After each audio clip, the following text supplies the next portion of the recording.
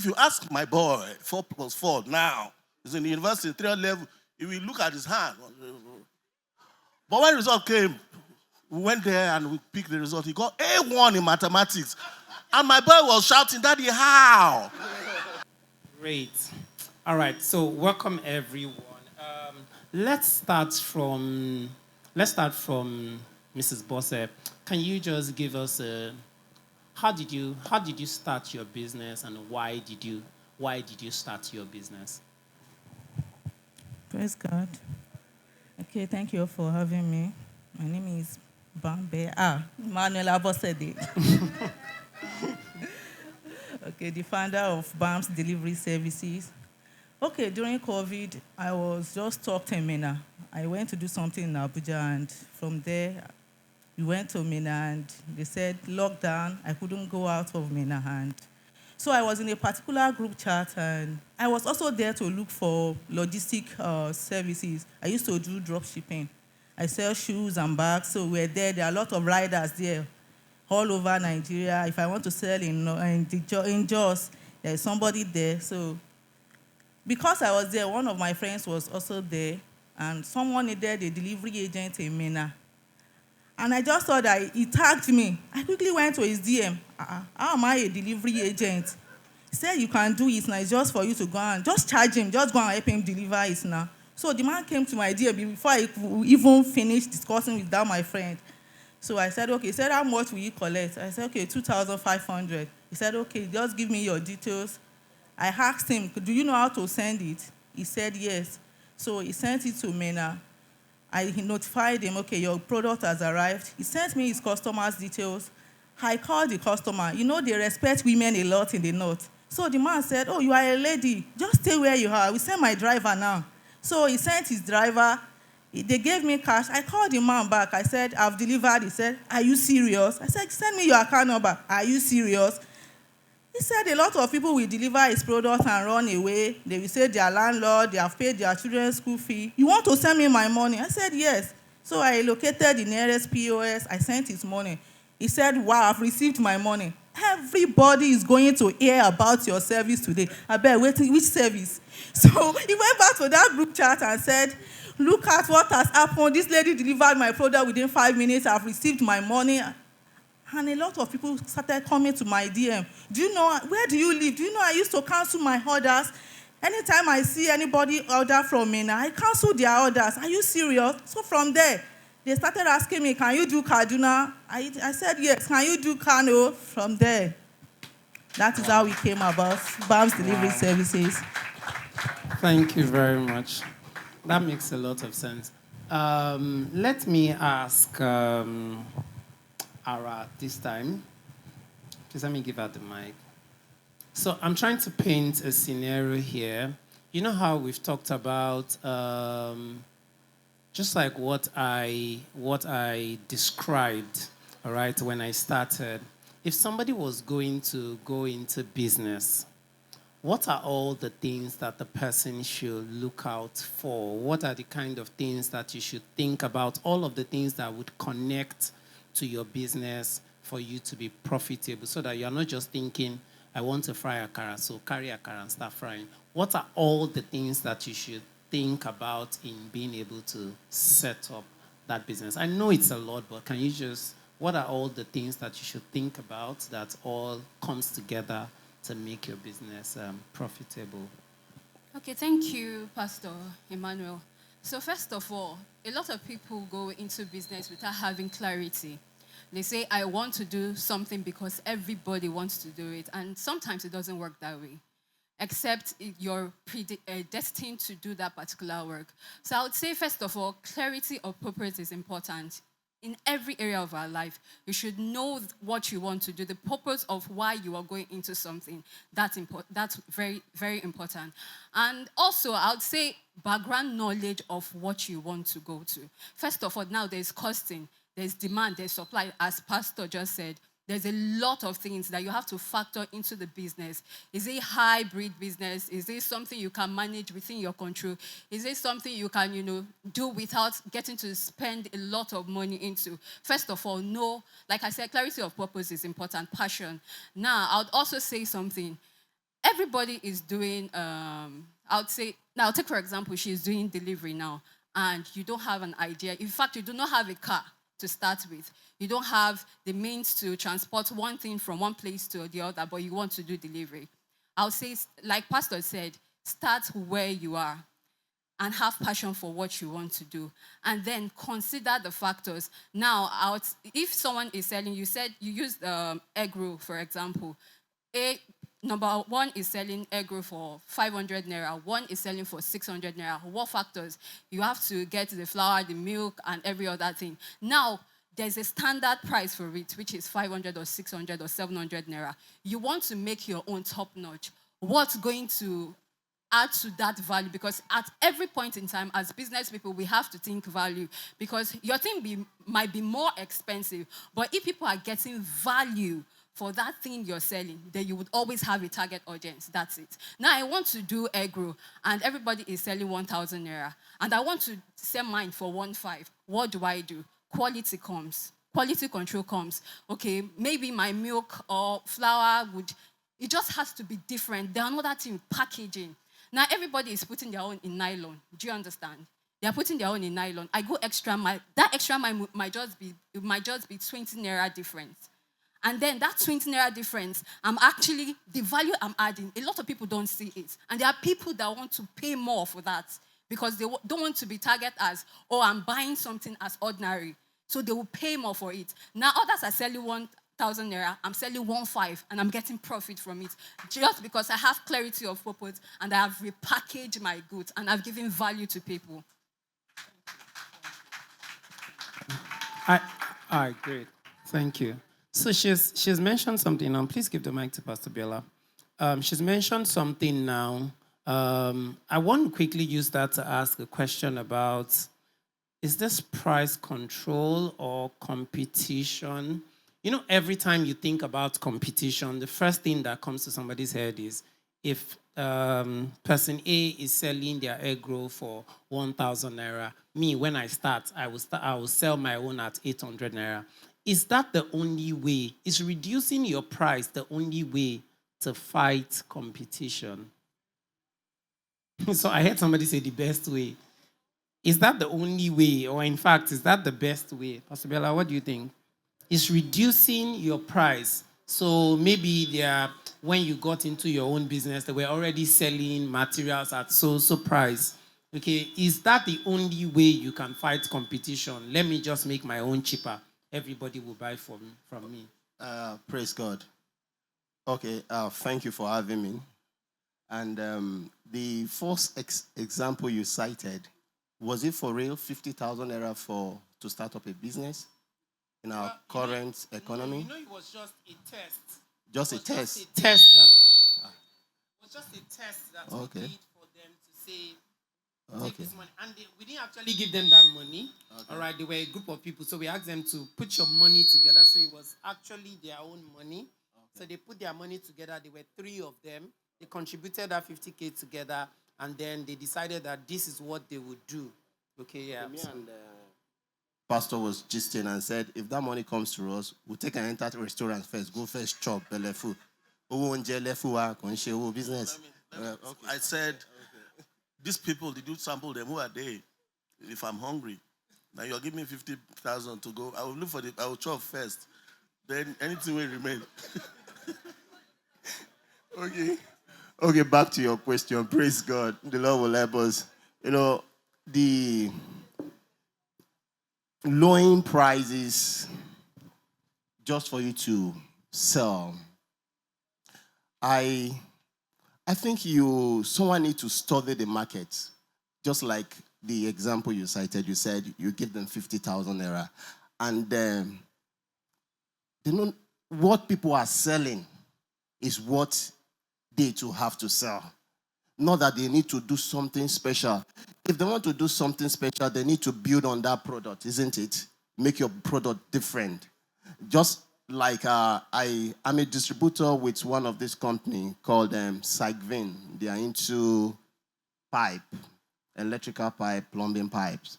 You know, their product is very okay, very, it lasts than every other China's. The sardine, they came from their Indian guys, while competitive products like the China ones are cheaper. But the difference is that their prices is so expensive. And I complained to them, guys, your product is good, but your prices is extremely high. And we are in Nigeria, for crying out loud. Nigeria know they take cheap, something cheap, they don't fall into it. Praise God. So what did they do? They went and do their homework. The pipes that they produce is meant to be 9 feet. Every other people produce 9 feet. So what they do to reduce price is that they cut the 9 feet to 8.2 or 8.3. They now reduce the price. So that price now can compete with those China ones. So to the end consumers, they'll come to my office and say, your sardine pipe is very expensive. Just give me. No, our sardine pipe have really come down. I'll now tell them the price. I'll say, wow, are you for real? So I'll supply them. They don't know say that thing is no longer 9 feet. Now me go mention them. Praise God. Now you go do your own work. Praise God. So some of your customers are in this church. But the question is that the pipes is very, very okay compared to other China pipes. That is just the good news. And it's very, very, the prices are well, okay than before. So lowering prices in terms of marketing, you need to compare others. You need to compare the market price. Or, by the way, anyway, in other words, you need to build up your customers, build strong relationship with customer.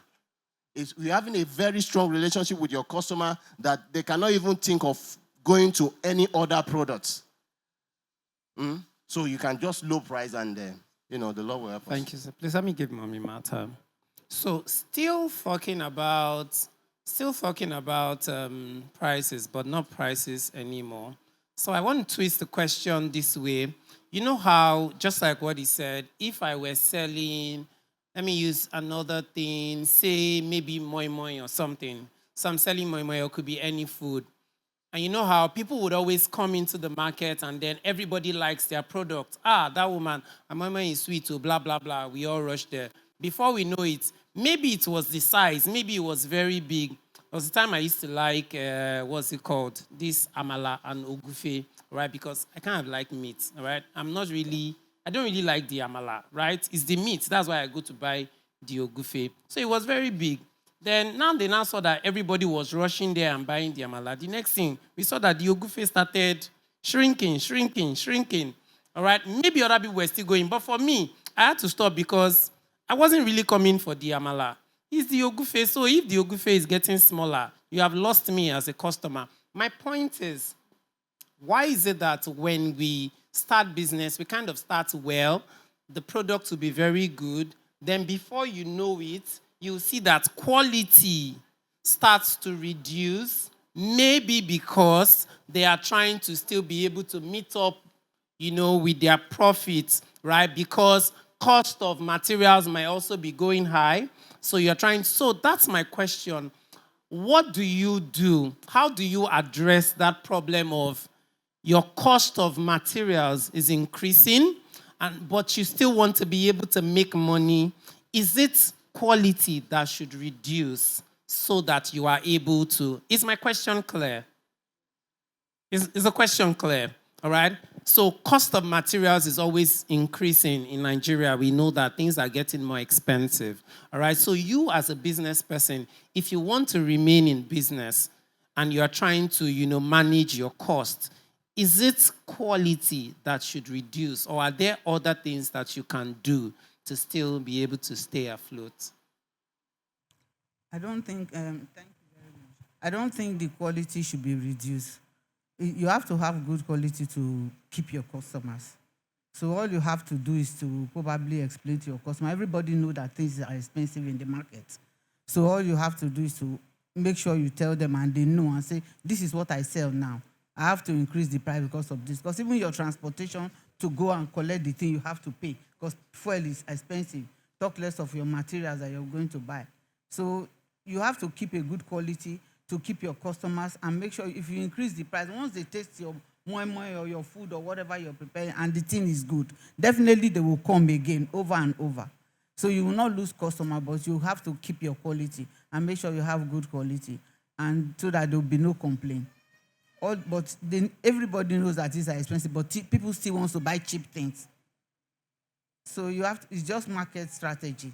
You make sure you cook, make it nice and package it well. Even if the moi you used to weigh it 30 grams, you can take it to 28 or something, just a little bit out of it, and they will not know, just as he's saying about the pipe. So that's what I think. Thank you. Please let me give Mr. Okuno. Do you want to have something? Yes. Please let me give Mr. Okuno. Yeah, you can go ahead. That aside sales that sustains a business, customer relation is very, very important. Now, first of all, people know you as a business person going into business, you've already, like Pastor said, integrity. Let people know you for this. Let people be able to trust you. So when something happens in future, because it's going to happen, especially in Nigeria business, it's going to happen. Now you do not want to compromise your quality, but there's how you can manage the situation. And that's where customers' relation comes to play. There's communication and there's transparency. If people know that you're clearly communicating why the price is increasing and they are seeing it clearly, they would actually adjust. Mr. Okuno, you know how do I put this? Pastor mentioned the fact that in Nigeria defies a lot of economic principles. So, for instance, that demand and supply thing that Pastor was explaining, you know how you can have, if price goes up, then demand should drop, right? But it looks like we have this problem in Nigeria where if I'm running a school, so let me say me and Pastor Biola, if I'm running a school and my school fees is 100,000, right? And he's running a school and his school fees is 200,000. For the average Nigerian, we look at it and think that the guy whose school is charging 200,000 must be delivering better value than the guy who is charging 100,000. But is it always true? Does price always determine value?